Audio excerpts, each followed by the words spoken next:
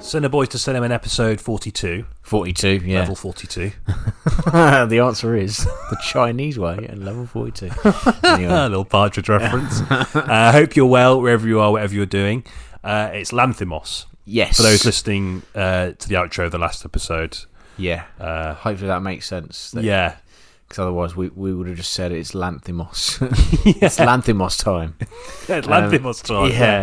Yeah. So, this week, fuck it, I'll say this week. Yeah. Poor Things. Yep. But preceding that, a conversation about some of his other films. Yeah.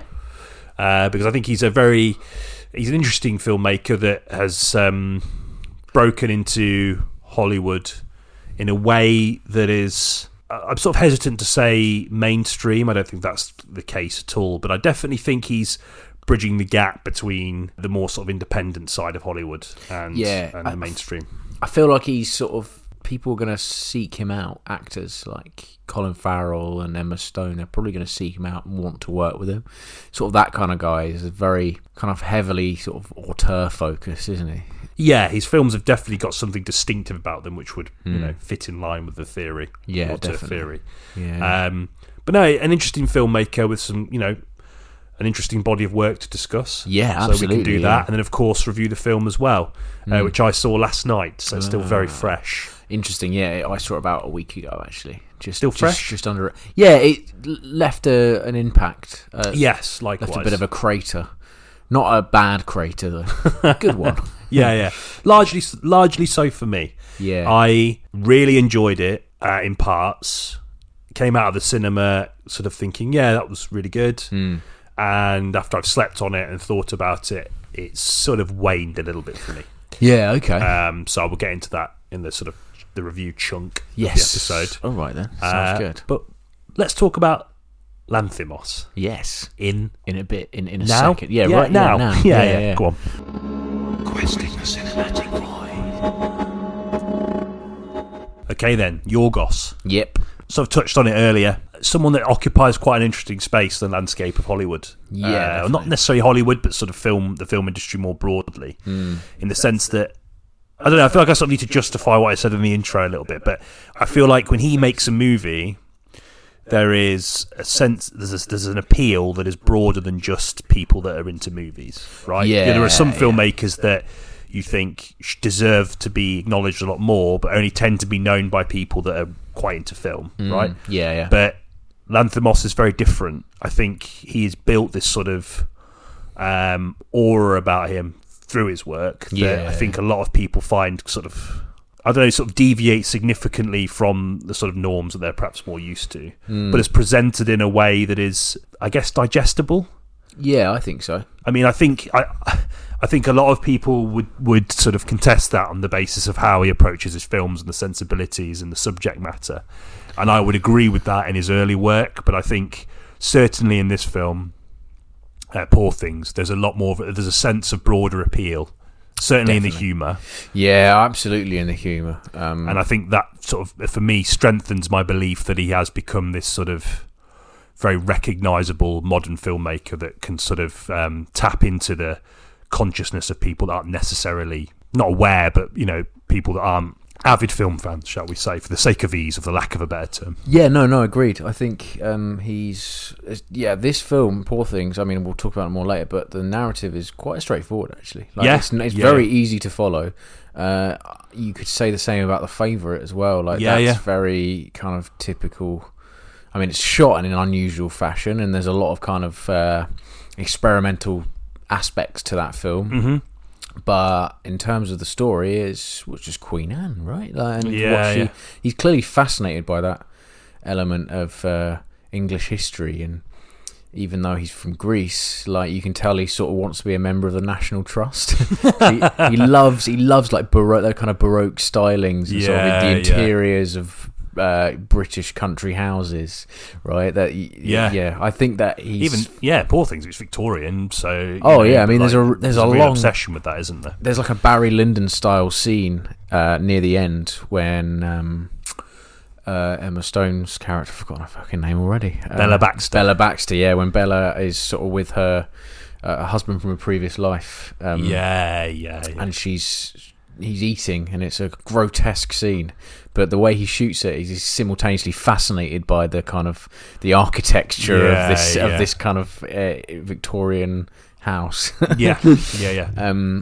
Anyway, I digress a little bit. Yeah, I mean, Killing of a Sacred Deer is pretty... I don't remember a lot about that film at all, but that's pretty out there, if I remember correctly. It's the only one of his I haven't seen. Oh, yeah. No, it's okay. Yeah. And it's really weird. Usually, if we're going to discuss a director and the films are fairly accessible, I tend to buy them and watch them. But I just completely forgot about this film until you mentioned it when you sat down about a couple of hours ago, and I was like, shit. I remember it being odd, and I don't remember a lot else. I actually think that's probably indicative of my long-standing opinion on it. Okay. It's reasonably forgettable. Yeah, I mean, the fact I forgot about it says something maybe, but then I was talking to Alex about it, and he said it's one of his favourites of his. So there you go. Yeah, definitely will check it out. And it's a bit stupid of me not to, considering that's what we're talking about. But yeah, no, I think, particularly in the case of Poor Things, there's a broader appeal to the film. The twisted and dark elements in the film are slightly more performative. Okay. And not quite as sort of embedded in the narratives of his previous films, thematically speaking. He's going for the Elephant Man, and he's not quite reaching it. Interesting way to put it. Yeah, we'll talk about that a little bit more, but I think just for the context of establishing his position now as a filmmaker, let's go back obviously to his films in his native Greece. Yes, sort of exploded onto the scene with Dogtooth. Yes, which I really love. Same, I think it's great. A lot, actually. It came out. I think it was really popular in the Western. I'd say Western. Obviously, Greece is technically part of that ilk, but it's not often that you find a Greek film breaking quite so forcefully into the sort of English and American realm. No, that's a fair remark. But it got him work in the UK and in the US, and it kind of created a market for him. Do you remember this is horrible? Do you remember the Fritzl thing? Yeah. Do you remember that? I think that was around the same time, because I think he got arrested in 2009, which is when Dogtooth came out. Oh, really? So I actually think, in a horrible, horrible, twisted way, that helped the film a little bit because of the nature of the story, right? The fact that it was so shocking that what this guy had done to his sort of daughters and his family. And then to have a film coming out with a reasonably similar premise, aka a family member kind of taking control of his children and presenting like a very warped, different and simplistic view of the entire world onto them, and bringing them up in that way, and kind of not exposing them to anything in particular, right? Other than plastic planes and stuff. I just thought that the timing of that, whilst that some shocking, horrible stories in the public consciousness sort of gave the film some legs. Possibly. I mean, I'm maybe, not in that context, Yeah, I might be wrong, but who knows, No, I mean, it's a very chilling film. It's sort of bizarrely, it's very sort of funny. And again, when we talk about the context of Poor Things, the sort of comedic elements begin to feel more performative and less important to the plot. I think it's really important to the plot in this film. The sensibilities of it, in the sense that the characters, certainly the young women, are their whole understanding of the wider world has been sculpted by one person and one person alone. And that gives the off-kilter sense. It sort of strengthens the off-kilter dark sensibilities within the film.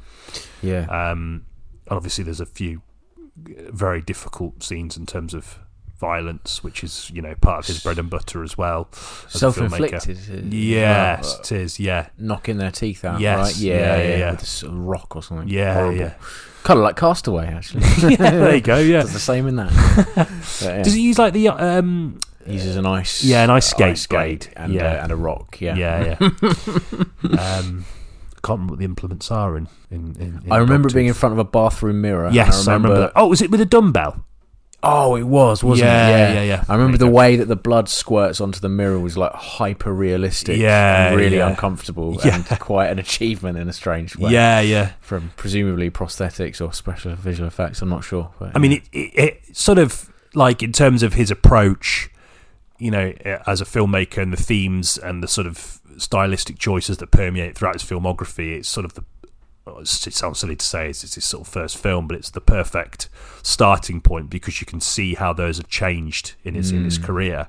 His films have always sort of committed to characters that are alienated in some way by their surroundings. Yeah, be that quite literally by the in the sense that they're trapped by a father, a paternal figure, or people that are trapped by their grief and can't move on, as in the Alps, or characters that can't fit into the sort of traditional norms and expectations around relationship and sexuality. The Lobster, alienation seems to be a real sort of common theme. Alienation against the backdrop of society and what society expects of you in terms of your knowledge and how you interact with it, not just in your sort of behaviour, but the decisions you make in your life. And I think that's something that's in the context of his earlier work, I think is really strong and works really, really well. You could even say in The Favourite there's a degree of alienation in terms of sexuality, definitely, and the which idea is of a theme that grows particularly in Poor Things. Jesus, big time. So I think that's something. These are things that are clearly sort of very strong pillars in his work, and watching them change. Is quite fascinating as he goes into as you say, he broke into the sort of Western consciousness, and now he resides here quite comfortably in terms of his films. I think he still holds on to those sort of values, but it's only natural that those things would change.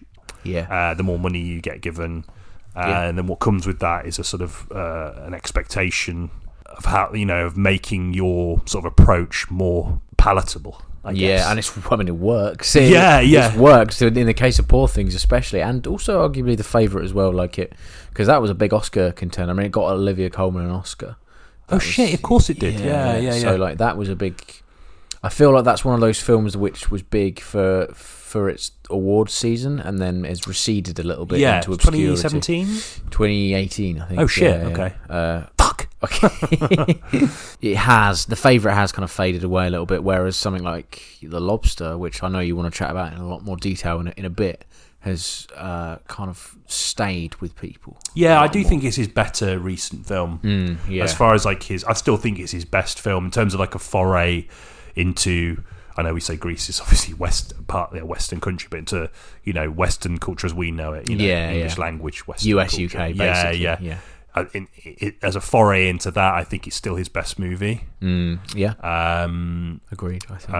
And I haven't seen Killing a Sacred Deer, and I know a lot of people that weren't as hot on it compared to his other work, but obviously the jury's out for that for me until I watch it, which I hopefully be very soon, so I might actually buy it. It's funny, I genuinely can't remember that film at all. I remember Barry Keoghan's in it. Oh yeah, who's obviously fucking huge now. Big time. In terms of as an actor, not in terms of height. He's grown significantly. Yeah, he's massive. Physical height. You just can't stop him. Oh god, yeah. Had to move house. Yeah.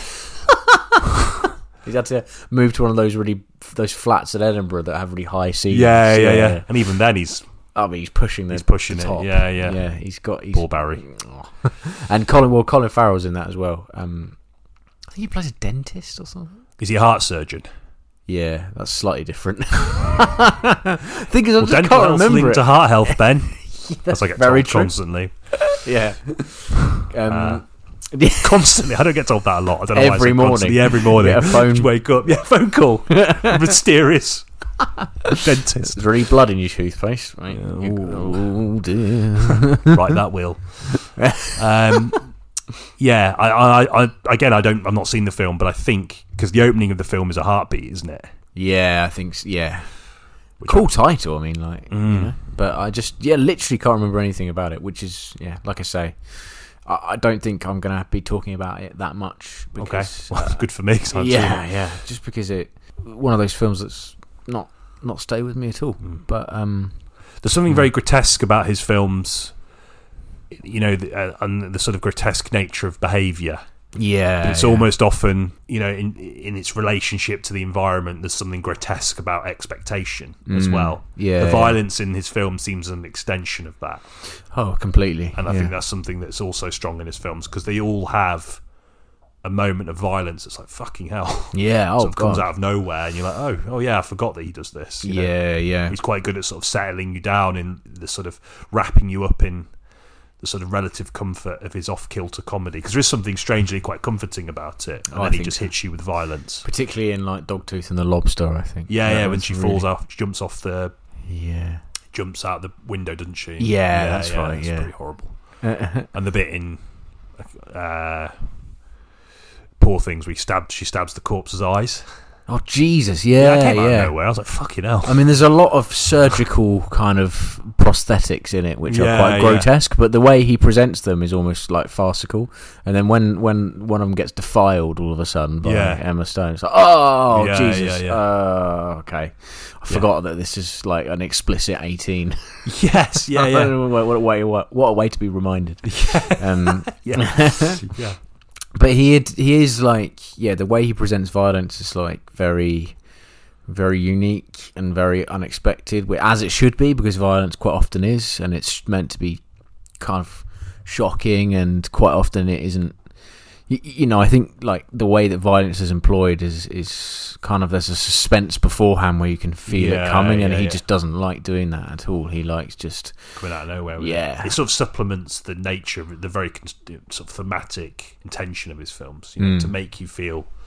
Again, I sort of said it was kind of comforting, but I guess the intention is that off-kilter sensibility, and then just to wallop you with some violence out of nowhere.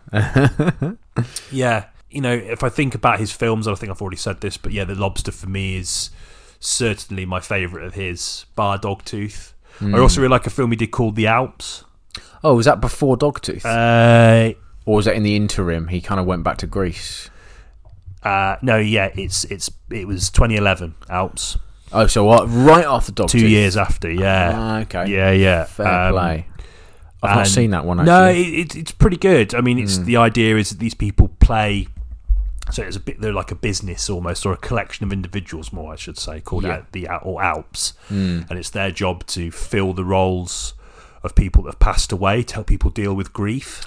Oh God, okay, so it's a very Lanthimos thing, and that's pretty good too. Like it sort of.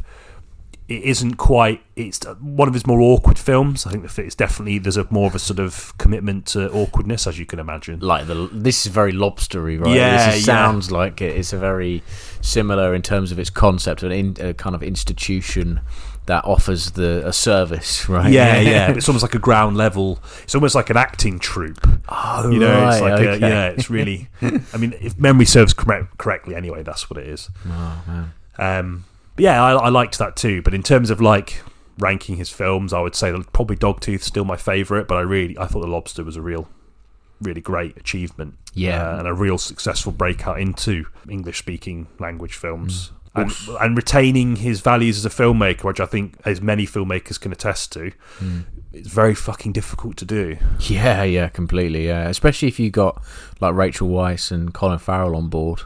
Yeah, and Coleman as well is in The Lobster. Yeah, briefly, not nearly as much. She sort of plays the sort of hotel owner, doesn't she? Yeah, that's manager right. or something. I do love The Lobster. I love its how sweet it is at points. Yeah, and how which he can also do really well. He can, yeah. Yeah. I feel like he attempts to do that in Poor Things and succeeds not as much, but still. You know, it's still a reasonably, like, you kind of become emotionally attached to Baxter as she's growing up. Yeah. But, yeah, there's something about The Lobster which is, I mean, the simple choice of giving Colin Farrell a moustache and glasses which make his... and a paunch. Yeah, definitely. Yeah. And they make his eyes a bit more bug-eyed than he usually is. Yeah. He's usually quite a handsome chap, Colin Farrell, and he's aged quite gracefully as well. So to see him in that context is really interesting, and then him... The poster is even really striking. Him hugging no one. That was really cool. I think that's really central to the film's success is his role, because I think it's a departure from the usual kind of performances we'd seen from him prior. Yes, absolutely. And I think to see him in that role, I think it was a role that gave him that, you know, that other side that I think he's exploring in other films subsequently. Oh, definitely. And I think Yeah, he's very cute in the film, He as is. opposed to this sort of hard-edged symbol of some sort of authority, be like in like a film like SWAT Team or SWAT. Do you remember that? Yeah, I do. Yeah. Is Samuel L. Jackson in that? I've got a feeling he is. He always had that ability, Farrell. Like, I mean, if you watch Phone Booth, he starts out as this kind of like hard grafting, sort of clearly bit of a cokehead, sort of in New York. Like, he's a publicist, isn't he? And humanity is gradually revealed, so he can do that. But even in Bruges as well. Oh, as mate, you said, yeah, in Bruges, there are some moments where he really shows that sort of vulnerability. Yeah, and what a better way to showcase it than in a film about it's almost like the tap just gushing vulnerability, isn't it? The compound. The idea of the compound is just so simple, but like so well executed. Yeah. Isn't it that they go to this compound, if they don't meet anyone, they get killed. Is that right? Turned into an animal. Yeah. But I kind of always thought that it was effectively they were sort of dying. Yeah. The animal thing is that weird that I almost forgot that. Yeah. But like, I do remember there being a lot of shots of ducks in it, and it's clear that they were once people that were in the compound. That's very good. That they wear these like green raincoats, which help them blend into the background of the forest at one point. I don't know if I just remember that. Yeah. It was They have like a silent disco in the woods. Yeah, that's it. Yeah. Because Lea Seydoux in that scene. Is she? I'm pretty sure she is. Yeah. She isn't she? I think so. I'm trying to remember. Let me have a... I would bet 38p that she is. Okay. That's... Just trying to remember the amount of change I found in my pocket this morning. Oh yeah. It's her. Yeah, cool. I forgot about that bit. I remember the ending being quite good as well. Like they just get away and they're in a cafe or something. Yeah. And they just kind of look at each other. That was really sweet. And he does the same. He's quite fond of a semi-open-ended situation. Yeah, like with Dogtooth, she's in the boot of a car, isn't she? Mm-hmm. And you don't know whether she's going to get out. In The Favourite, she is looking at rabbits. And it all goes a bit it's like a kaleidoscopic sort of descent into rabbit anatomy. Fond of animals, I guess. There's that too. If you think about it in Poor Things, oh mate, the animals in Poor Things are hilarious. I love that adaptation of the Frankenstein mythology. Kind of recontextualized, so it's just some kind of rich bloke in Victorian London. Just experimenting and having a kind of swath of students follow him and his work. I thought that was great. Really cool. Nice. I know there's a novel and it's based on a novel. It's in Scotland, right? Yeah, that's right. Yeah, Scotland, and it doesn't follow Bella Baxter nearly as much. Hence, Things, not Thing. I do think that was a bit of an odd title, considering it is following pretty exclusively like Bella and her plight. But I mean, whatever works, really. I guess. Absolutely. So, well, we've talked about Poor Things a lot. Let's just get into it. Yeah. All right. Sort of said earlier, really enjoyed it. Came out of the cinema, pretty high on it. I was like, yeah, good. Waned for me a little bit. What are your sort of overall sort of initial thoughts? I remember, thinking it's funny because I had these thoughts very much as I was in the cinema, and it hasn't really changed for me that much. I remember the first 20 minutes being quite tough for me, thinking like this is quite broad. This is quite. I like the fisheye stuff. I like the cinematography. I thought Emma Stone was too much. Her performance was just too much for me. I was like, this is like just confrontationally bizarre. She's playing a baby, right? The idea is that she's had a baby's brain transplanted into like a 23-year-old's body, and it was just odd, and I wasn't on board with it. But then as she kind of developed and became effectively a woman, I got a lot more invested in her, and I was felt a lot more sort of sympathy towards her. Okay, and that's when the film started really picking up steam. I thought it was just that opening was quite unexpected. I know, and I was I'd seen the trailer, so I was the Watershed have been showing that trailer for like the last 3-4 months. Yeah, they have. It's impossible to avoid it. Oh man, I forgot. I think there's been a lot of I think it's, from a lot of sort of independent cinema's standpoint, I think this is the film that a lot of them are pinning their hopes on and getting some revenue. That's the only thing, you know what I mean? Because, it fits that criteria, being able to be played in independent or more arty cinemas, but also is going to pull more than just the sort of people like me and you. Right? Yeah, do you know what I mean? Like, no, you're not there's right. anything wrong with us. No. But do you know what I mean? Like, obviously, I think a lot of cinemas are pinning a lot of their sort of hope on this. I think I can see that. Yeah. Avonmeads again, notoriously quiet, although definitely getting busier since the demise of Cinema Deluxe. Yeah. Good riddance. R.I.P. Good riddance. But sold out. Oh, sold really? Out, yeah. For the second time in a row I've been there and it's been sold out. In Avonmeads? Mm-hmm. Oh my God. It's been a long time since I've experienced any film getting sold out. Well, I mean, it's always been, the quietest. Yeah. It's one of the quietest cinemas in Bristol. The view's pretty quiet as well. That's where I usually go. Home from work. Well, it's just those sort of industrial park cinemas. They were very popular when we were kids, but obviously when a lot of cinemas moved into, or multiplexes could be sort of moved into city centres, into shopping centres, they obviously lost their business. Yeah. But I guess since the showcase, the demise of the city centre showcase, I think it's coming back, isn't it? Yeah. I mean, which is great because it's a great little cinema and I think so. Vastly superior to its more modern counterpart, now deceased. So I can understand that a lot of cinemas are pinning their hopes on it. No, I think that's smart.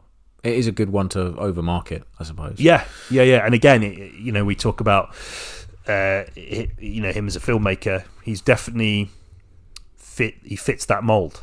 Yeah. And I think the film fits the mold quite well. I just think when I sort of say about the darker elements, I think there are some dark elements that are handled quite interestingly and quite well, and it ties with the humour quite nicely.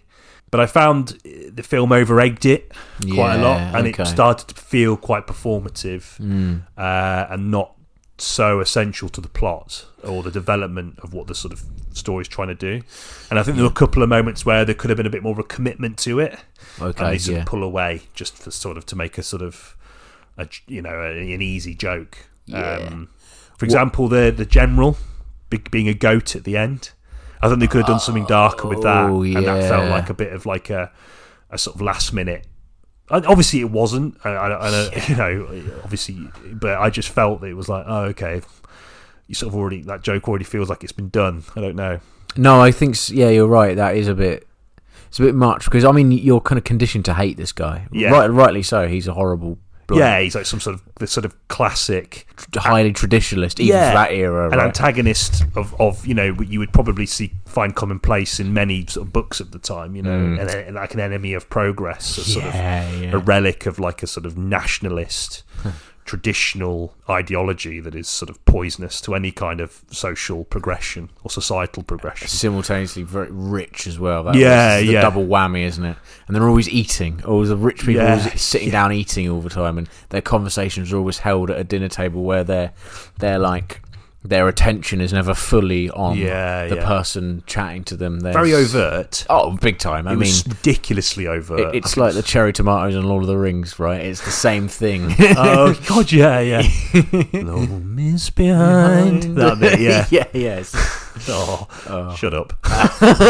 Shut up, Pippin. I do think the film sort of surrenders itself a little bit to being too on the nose. It's an odd mixture. Because the humour's really broad, and it's meant to be, and I get there's some really funny bits in it. Yeah, mostly from Mark Ruffalo, if I'm being honest. He's so good in this film. He's one of the best things about it, I think. Yeah, by a mile. I mean, Emma Stone's great. Don't get me wrong. Defoe's great, and the script, in terms of its execution of some of the jokes, is really, really good. It doesn't really matter who's saying it, but I think in terms of delivery and doubling down on what's being asked of him. You can't really. There's no one better in this film, I don't think. Yeah, he's just he's like the centerpiece for the sort of maybe 45-minute mark onwards, and then he does wane towards the end because there's other stuff for Bella to get through. But his kind of. You're sort of with him at one point because he's the one that's going to whisk her away and show her the world, and then the way that sours is just so pitch perfect, and he doesn't ever lean into it being tragic or troubling to the, because for a start you know that Bella's kind of got this spark of independence and a lack of any shame that it's not going to affect her anyway, but him hopelessly trying to win her affections and then it becoming quite sinister was just the way he played that. The way he sort of plays this role of being this sort of having this sort of subservient anti-society attitude, he's profoundly anti-society or high society, but then he goes to reveal himself as someone that's actually very comfortable in high society. Yes. And the way he deploys that is just a tool to sort of like make him attractive to women that are probably feeling as alienated by it as he is, or as he proclaims to be anyway. But no, I think he was one of the strongest elements of the film. We talked about the sort of Frankenstein elements. I really liked those as well. I liked the presentation of Victorian London.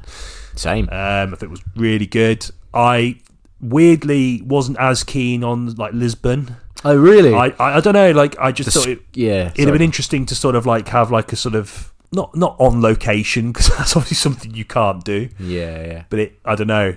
It felt a bit. I don't know. I wasn't as keen on that sort of element. I can understand why it becomes almost a bit Tim Burton almost. Yeah. In a way. Yeah. Not in a good way, like in a quite Candy-esque kind of. Which I guess is the point, because that's the way she's seeing the world, and then she then it's revealed to her in the scene in Alexandria where she sees horror for the first time. I was going to talk to you about that. I thought was a bit superficial. I thought you might have thought that based on what you said earlier. Yeah, I think there is a lot of thematic superficiality in the film. Okay. I think there's been a lot of criticism levelled. So we've just sort of deviated from talking about the set design, but I'm going to do it anyway. No, you're all right. We'll return to that. I think there's a lot of discourse on the film and its treatment of sort of femininity and liberation. Yeah. So the idea of liberation solely being through sort of sex, material possessions, and all that sort of stuff. And at first I sort of like thought, I'm not sure how I feel about that. Not to disregard it. Obviously, it's a very sort of, I think you've got to entertain any criticism for the sake of discourse. I think to disregard it would be stupid, even if you disagreed with it. But the more I thought about it, the more I could sort of understand the sort of validity of the criticism on the basis that it's this idea of female sexual liberation, but from the eyes of a man. Because they're prostitutes still, regardless of how okay with it they are. There's a sort of socio-economic apparatus that has sort of put those people in that position. I didn't think about that. I was a bit, but more broadly, like the sex scenes I thought Mark Ruffalo were quite funny. They're hilarious. Mark Ruffalo's just he has sort of endeared himself to a lot of people as a very handsome man, but there's something sort of quite. Obviously, he sees himself as this Lothario, his character. But there's something sort of quite cute about him, and it's just so strange to see him be so dirty and weird. But the idea that it's this idea of liberation still through a male lens, and I think there's some validity to that criticism. I don't think that the sex scenes in the film are done with the intention of undermining it. I don't think that there's any. They're very frank, aren't they? They're just. It's just a normal camera setup. Like there's no Austin Powers stuff going on where they're blocking any nudity. It's just he's filming it as if it was a conversation. And that's classic Lanthimos. Like it's the most awkward classic Lanthimos. It's the most kind of awkward and unusual and difficult stuff to watch, and he's just letting you watch it without cutting. And I think the intention is genuine. It's sort of like we were saying before in the context of Barbie, because I think a lot of people have seen like a sort of a through line between these two films. We talked about in the context of Barbie in terms of like regardless of what my grievances are with where the money goes and how much it's really going to impact or make any sort of the seismic changes that the film wants to make. Greta Gerwig's and everyone else's intentions are pure enough to sort of carry it through. I think with Lanthimos, I don't think his intention is to like undermine her femininity or feminine growth but I think there is still a valid criticism there about the nature of how he has perceived this sort of journey of personal growth, chiefly through the lens of sex, and again, I'm sure sort of stumbling into territory I don't know very little about. Obviously, I know loads about sex. Yeah. Oh, we both do. Yeah, I mean, look at my Blu-ray collection, for Christ's sake. If that doesn't tell you that I know loads about sex, I don't know what will. I just think there is. I think there is opportunity to obviously be empowered through that process, but I think maybe the sort of detractors of that idea would probably be a little bit more sparing on the criticisms if it was a woman who directed it. Yeah, I think so. I think it is interesting that you bring that up, because I suppose the idea, the whole conceit of the film is watching someone grow up, right? It's a coming-of-age story in a very bizarre and unusual way, and the only exposure to work she's ever given is as a sex worker. And that, there could have been something else to be... And I know there's some conversations she has about... she wants to improve ownership, dominance. Yeah, she wants to improve the working conditions for her kind of colleagues, and that is a kind of point in the film that's interesting. It's largely shot down, if I remember correctly, by the owner, who was also an actress who I've recognised, but I can't remember. Where she is. Anyway, but no, you're right. Maybe there could have been something more to her introduction to the working world than just... Yeah. I think it's that sort of idea, it's like, because Bella Baxter's braid has been swapped with that of her unborn child, it's sort of the way children see the world. So, children see things with such a sort of glaring simplicity because they haven't been sort of indoctrinated by the sort of like demands of adult life, the modern world, and the expectations around sort of relationships, careers, general behaviour, and attitudes towards those things. And it's always quite disarming, when a kid says, "Well, why don't we just do this?" It's like, really, that the sort of simplicity. There's something sort of quite nice about that simplicity, the view of seeing things and being shocked by things like extreme poverty or suffering. I've seen it before where, like, you see like a parents walking their kids across the road and the kids are transfixed, like a homeless person, for example. A child will never understand how that's a thing. As adults, not that we want it to be a thing, but there's we're sort of complicit in it because we don't do anything about it. We walk past them as we go to Tesco to buy vol-au-vents or whatever, So in the transition to adulthood, we become more accepting of society's imperfections, whereas children aren't.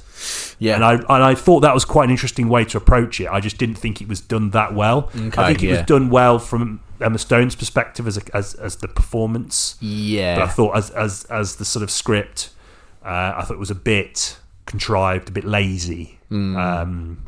Lazy is probably a bit harsh, but I just didn't think it was particularly meaningful to me anyway. It doesn't have much. There's not much connection to her origin with it, really, because there's a circular thing as she goes back to Victorian. There's like a sort of class thing there. I actually think could have been done more subtly. It's reduced to a joke, and everyone starts calling her a whore at the end. I do sort of remember that being a bit like, you've done this joke a few times now. Like, I get it. And like, I mean, the fact that her her husband from a previous life uses that as ammunition, maybe that could be, there's an argument there for its validity in the plot. But that's interesting. I think the intentions are pure. Like, I think to sort of say that they're not, they're sort of like deliberately undermining these things, I think is a bit harsh. But I do think that there is some validity to the criticism about that, particularly with a lot of the sexual stuff. I don't know. It's just worth mentioning, I think. There's a fair few moments in it where it's used for humour. There's like children get brought into the brothel. And I actually sort of, just in the context of Lanthimos himself, that felt like a hark back to old Lanthimos. So Hannah said she'd heard about this scene, and she, like, I mean, out of context, it's well shocking. It's horrible. But I was watching it and I was waiting because she thought it got cut out, and it hadn't. No. And I kind of, afterwards I came home, I was like, it is in there, but it's kind of the context does change it a lot. Yeah. It's sort of like a Monty moment. Python thing, isn't it? Yeah. There's that thing in Monty Python with John Cleese, the class teacher. Yeah, that's immediately right. what I thought Completely, of. I was like, yeah. hell. He brings his wife in, doesn't he? Yeah. That's it's exactly like that. It's that same kind of style of humour, and I actually didn't have that much problem with that moment. Yeah, and again, I think that there are moments where he does sort of like the whole idea of like supplanting a dead adult's brain with the brain of their unborn child is on paper pretty fucked up. Yeah. And again, that I think that speaks to that the lingering, the last sort of vestiges of Lanthimos' sort of darker things. Yeah, of course, and the way he employs that in the Frankenstein, he kind of weaves it with the traditional sort of Mary Shelley's take on Victorian London. And he makes it completely acceptable quite quickly. I thought that was quite good. Yeah, visually stunning, beautiful. One thing I will say, go on. The black and white. I mean, this is coming from a guy who can barely fucking hold a camera properly. So but I did a film degree. A lot of the black and white photography was quite overexposed. Okay, Did you not think that? The light shining through, like there's one scene where like the camera pans up and there's obviously a lot of windows, and I thought, fucking hell, that's bright. Pretty overblown, yeah. Deliberate, I assume, because obviously everyone there is far more knowledgeable about this shit than I am. But it probably is. I don't know. Maybe they just ran out of time. Like it could have been that. Make it look stylistic. Yeah. Put it in black and white. I guess you could sort of get away with that when you're making a film like this. Black and white, putting black and white on anything does kind of give off the impression of intention. When something goes wrong, like if like the camera operator sort of knocks the camera on a light box, put it in black and white, and it's like quirky all of a sudden. I think obviously the intention with this is the black and white is meant to be an indication that she is not maturing and she's not being exposed to anything apart from direct sunlight through windows. I didn't actually notice that, but I will give it another go because I'm probably going to watch all of his films again at some point. Totally. He's definitely one of those filmmakers. I think he's, there's always going to be a couple of people that haven't seen his films, and it's quite a nice sort of film to sit with like a group of people in the living room and watch together. The skies are amazing in this film. That's why I liked the Lisbon stuff, because if nothing else, the skies are just so gorgeous. I don't know what it was about it looked like what you get inside. When you look at a bubble and there's a kind of rainbow sheen to everything. Alex Garland did it in Annihilation. It's that shimmer. Oh shit, yeah. It's like that in the sky, and it's so striking that even if you're hating the film, you kind of look at it and it's like a screensaver. It's like quite transfixing. It is a stunningly beautiful film visually. There's the set design. I really like the set design on the ship. I thought that was my favourite. Yeah, that was nice. Sort of Art Deco-y sort of style. Yeah.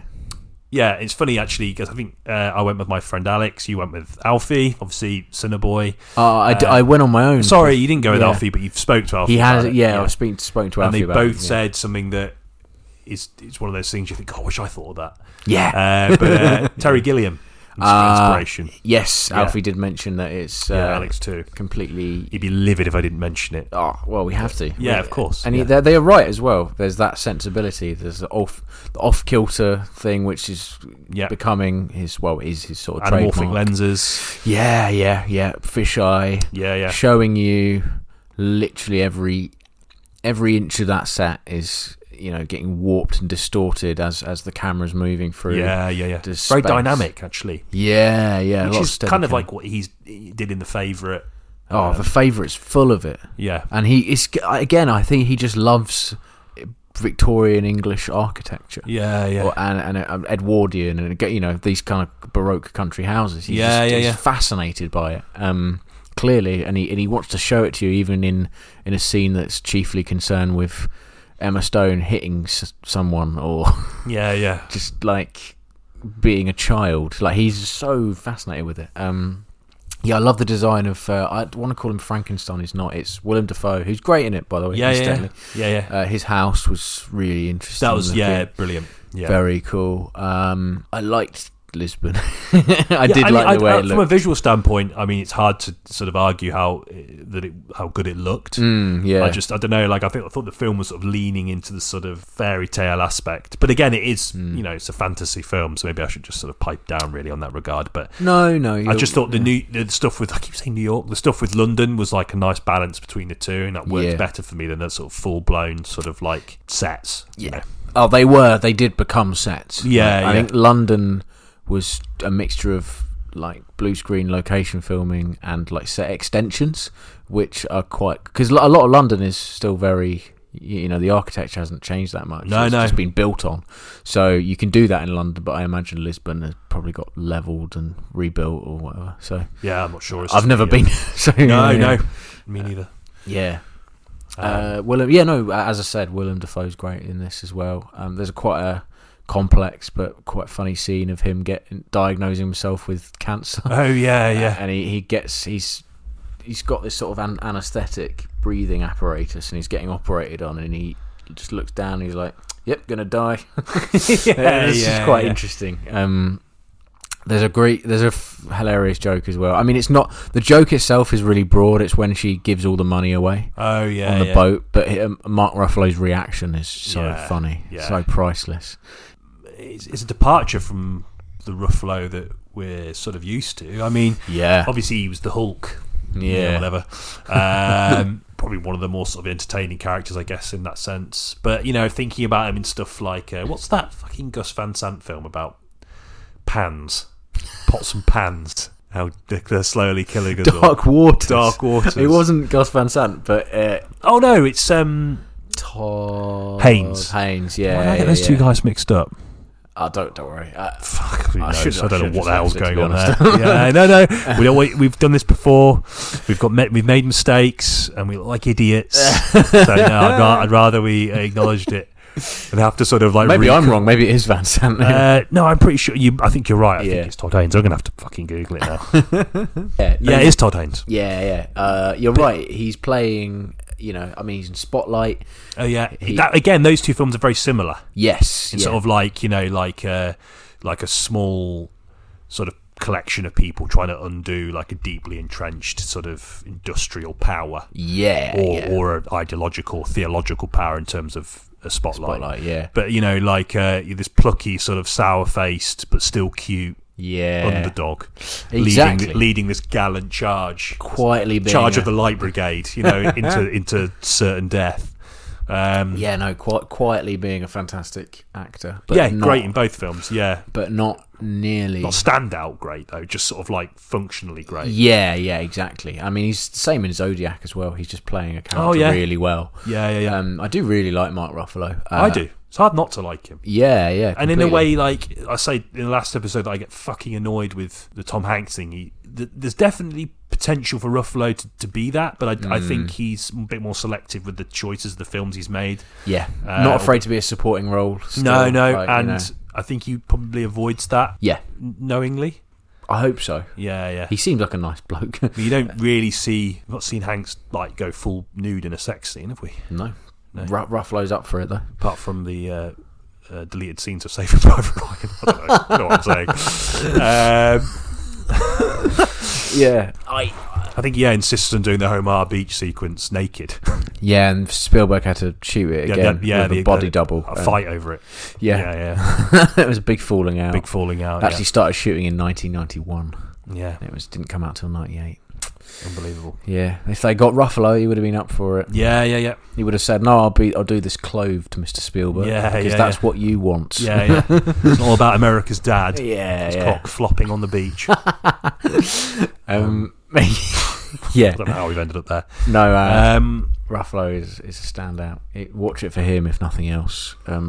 He's brilliant. And again, like Stone's great too. Like I think she's obviously very comfortable working with Lanthimos because obviously with The Favourite, they seem to have a really good working relationship. She obviously trusts him implicitly. Yeah. She obviously buys the stuff that a lot of people that have been critical about the film's sort of feminine elements. She buys it totally. Yeah. A standard bearer for that. So. I think you can tell that she's very comfortable and it's sort of thematically in with the people that are around her. Yeah. Great actress. I mean, there's no doubt. I like the choices she makes in the films, and considering where she started out in sort of like sort of those American comedies, sort of that sort of style, and that's sort of easy to stay in that. It's really hard to break out of that. And Sean William Scott's kind of stayed in that. Yeah. But fucking can be good. Yeah, exactly. Right? Yeah. They've all got the chops. It's just something to say about their agents. Yeah, possibly. And it's just an easier book, I guess. You can't do a Southland Tales every time and expect to get a fucking paycheck, can you? Yeah, no, exactly. Because even though we both like the movie, it's not necessarily a sort of fiscally. It's going to be a while before that turns even a profit, if ever. It ever has, yeah. Yeah. But no, she's good. Obviously, Defoe's really good. Again, someone you expect, someone that's more than comfortable in slightly more unconventional narratives. He's stuff with Eggers and he's got a long career of doing weird shit when he fancies it. So comfortable in that. Yeah, 3 great performances. And again, as much as I think some of the thematic elements are sort of superficial and misguided, the Lanthimos effect is strong and it is entertaining. It is funny. It's beautifully put together. My grievances aside, I would still recommend the movie and still say that I enjoyed it. Yeah, I think so. I'd just be hesitant to say that it was a celebration of the things that I think it wants to be. Okay, yeah, that's fair enough. But overall, I still enjoyed it. Yeah, no, I did as well. I get it was the childlike stuff at the beginning was hard for me to watch. See, I quite like the way they lead into that. Okay, I felt that that was more like the Lanthimos of old. Right. Okay. For me. And I understand that you can't sort of hold on to these things. You have to accept that filmmakers are going to try different things, and they probably should. Because I'd probably be sat here moaning that it was too much of the same if he didn't. So, you can't fucking please anyone, including myself. But, I just really liked that first bit. Yeah. Okay, I wasn't so keen on it. No, fair enough. But, sorry. Boring you, am I? Right, that's it. It's over. Cineboys to Cinemen is fucking over. Cinemen back to Cineboys again. Yeah. No, yeah. It's interesting. It's not. I think it's unusual enough, and it kind of doesn't lean on the style too much. Like the unusual nature of it benefits the film. Yeah. Although largely, yeah. Like I agree with you. Actually, that bit where she discovers that there's wealth inequality was like, either lean into that a bit more or don't include it at all. Yeah. The idea of nihilism, like that character, I forgot the actor's name, but he represents a sort of nihilistic worldview that's like, yes, the world's fucked and there's not a lot you can do about it, and he really wants to sort of quash her childlike enthusiasm for sort of making the world a better place. Yeah. I don't know. To me, that was just like whatever. I don't know. It felt a bit shoehorned in to me. Yeah. I'm thinking he was quite good in it though. I've no problem. That whole with him. Again, the performances across the board are great. They meet them on the boat, don't they? Yeah. And she kind of befriends them, much to Mark Ruffalo's chagrin. Yeah. I like the whole sexual liberation thing. I kept thinking about. You ever seen any adaptations or read Fanny Hill? No. It's kind of like there was something about that section which reminded me of that. And I haven't read it at all. I think I watched a BBC adaptation of it years ago, but it stuck with me in a sense of, a woman kind of finding a brothel as a sort of place of liberation. So maybe there's a connection there by a chap called John Cleland, but it's entered that Victorian literature realm, and I feel like it some kind of connection there. Maybe the author of Poor Things had a reverence for that material, or just wanted to reference it, and like he did with Frankenstein, sort of reshape it to his own, to his will, which is, I think, is commendable. I liked that. It was very sort of reminiscent of sort of universal monster films of the 30s. Which I'm, if done tastefully, I'm all for, and it was. Yeah, definitely. Yeah, very good. Oh. Outro. Questing the cinematic void. There we have it then. There. I thought it would work. Enjoyed that. Yes. Interested to see what he does next. Same. Oh, big I feel time. like you say that as it's sort of kind of like almost like a catchphrase for us. Now. I'm interested to see. What he does next. I'm not interested to see what he does next. I'm never watching anything else that he's. No, he's I'm never making. watching films again. I'm sacking it off. Yeah. I'm going to dedicate my time to something else. Minecraft. Lacrosse. Yeah. Spelunking. Yeah. Spelunking or spelonging? Spelunking. Is it? Spelunking. The cave diving. Oh, fucking who cares? It seems like a pointless pursuit to me. I am the most unadventurous man in the world, so there are fucking tortoises with more adventure than me. Yeah. No. Good film. Lanthimos. Yeah. Great movie. Yeah. Seek it out. Go and watch it. It doesn't, it's doing very well on its own. It doesn't necessarily need us to sing its praises for the purposes of revenue. But oh no, you could argue that box office figures and our opinions are intrinsically linked. Yeah. No, yeah, you're right. Doing well. Interested to see how it does in the Oscar. Not that I really give a shit, but it seems to be doing quite well in the awards. Yes, I hope Emma Stone gets some recognition. Has she won an Oscar? Did she win one for La La Land, or did she lose that one? Oh, I'm not sure. I can't remember if she's won an Oscar or not. She's definitely been nominated a fair few times. Yeah. But I mean, I don't really care about the Oscars. I mean, it's very rare that I think, oh, that's cool. Yeah. Obviously, I keep abreast with it because it's in my interest too. But the idea of awards for that kind of thing I always find a bit weird. But I think you might have talked about this before, about the fact that it's the industry itself that's just giving itself praise. In a funny way, rather than it being like an impartial vote. Yeah. Which it's just strange. Like, I mean, I guess it's like one of those things. Like, obviously, people that are in it should have some say in it, I guess. But the sort of opposite to that would be letting the general public decide. And I'm not so sure I'm comfortable with that idea on the basis of seeing like what people review films on Amazon. Like, you look at like Steven Seagal films, like 4.7 out of 5. Do you know what I mean? It's this is. I mean, don't get me wrong. I love a Seagal movie, but you lot are pushing it. So, Anyway, moving on. Next week, yes, or maybe watching it this week and recording it. I don't know. We've shattered the illusion. Figure it out. We've shattered our weekly illusion. The Holdovers. Yes, Alexander Payne returned to form for him after a bit of a dud. After what was it called? Little People or something. I was talking about it earlier. Downsizing. Little People. Fucking hell. Oh. I think I saw like 10 minutes of it and was like, oh no, maybe I just saw the trailer. I can't remember and thought that looks wank. And I know you shouldn't judge a book by its cover, but I think a few people that I trust watched it and were like, no, don't. It's fucking shit. Yeah, so, Alfie. I mean, Alfie was disappointed by it because of the of his sort of reverence for Alexander Payne. Like, he's a huge fan. Yeah, he's great. I mean, Sideways is fucking brilliant. Yeah, Sideways, Nebraska. A brilliant film. Nebraska's great. Yeah. Even at The Descendants, it's not his strongest, but it's watchable. Oh, I liked it. And the Reese Witherspoon one, Matthew Broderick. Election. Yeah, very good too.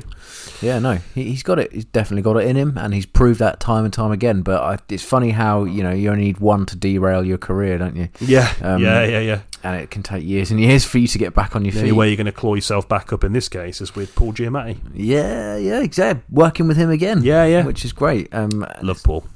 I like Paulie G. Yeah. I'm looking forward to this one because of the way it was shot. I'll go into it in more detail next week, but nice.